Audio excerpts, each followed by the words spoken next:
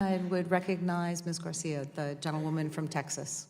Thank you, Madam Chair, and I'm so deeply troubled by a lot of what's been said today. It's almost hard to even begin because this is just such a, in my view, so inhumane and unconscionable that I just sometimes can't even deal with it. So I want to first start by thanking you, Commander White, for at least at some point objecting to the separation and bringing to light, at least to those that might listen, that this could have lasting effects. So I wanted to ask all the other members of the panel, did you all ever object at any point in this process to your superiors or to someone that might listen that this was harmful and not a good idea?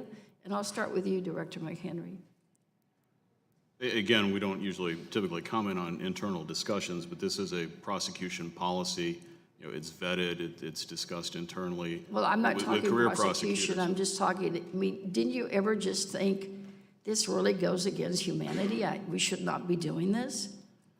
I'm not asking for you to share a discussion with the Attorney General or anyone else. I mean, you as a human being, did it ever not strike you to just say, but wait a minute, guys, I know I'm a lawyer, but, because I'm a lawyer and I'm a former judge too, and sometimes I saw some things that I didn't like and I would speak up. You never did that? No, we understand the concerns and the sensitivities, but again, the focus... Sir, I've asked you a question, if you would please answer, yes or no. Did I? No. Thank you. Mr. Lloyd?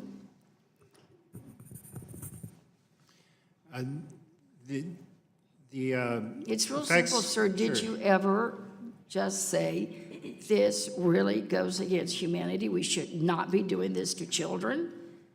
I did not say anything along those lines. As a parent and a Did you ever think of your own child and what would happen if somebody took your child from you? About the children. That's why we labored. I saw my role as managing the program that labored to give the children that were involved the best care that they possibly could. So your answer is proud of our record all right, of thank you, Ms. care that we Usher. gave to them.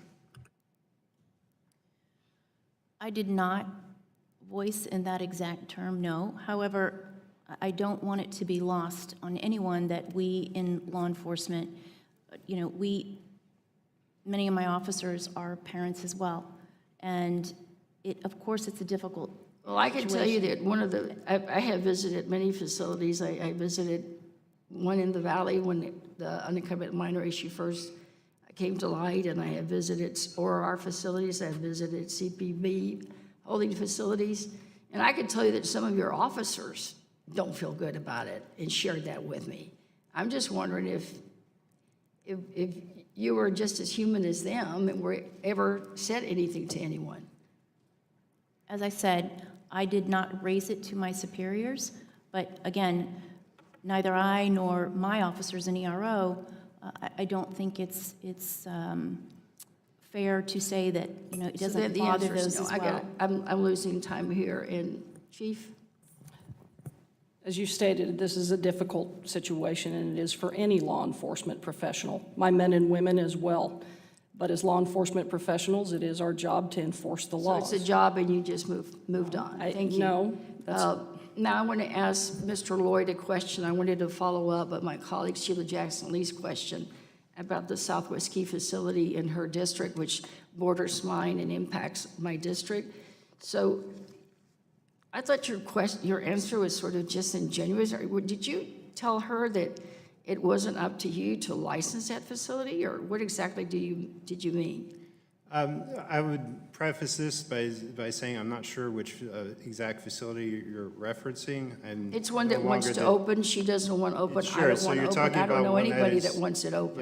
Yeah, and so you're talking about one that is to open, and I'm no longer involved in the day-to-day operations of No, I Office of realize that. Refugee Because Resettlement. I sent you But a letter earlier this month on February 14th asking some questions about this, and I'm not going And to you can respond. expect a reply to that, but the reference that you questioned about was our residential facilities are first licensed by the state before we open them, and that's part of our Right, but you standard fund them, procedure and so also unless legal they know requirements. that you're going to give them money to open, they don't go to the state to get a license.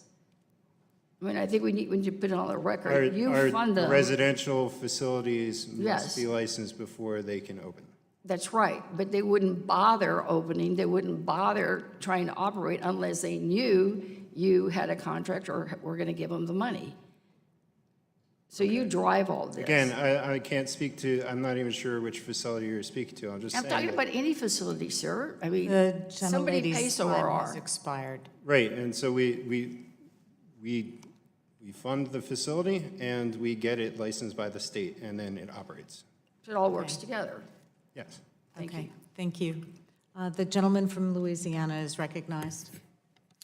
Thank you, and thank you all for being here. I know it's been a long day. We appreciate your patience. Just a couple questions for Director McHenry first.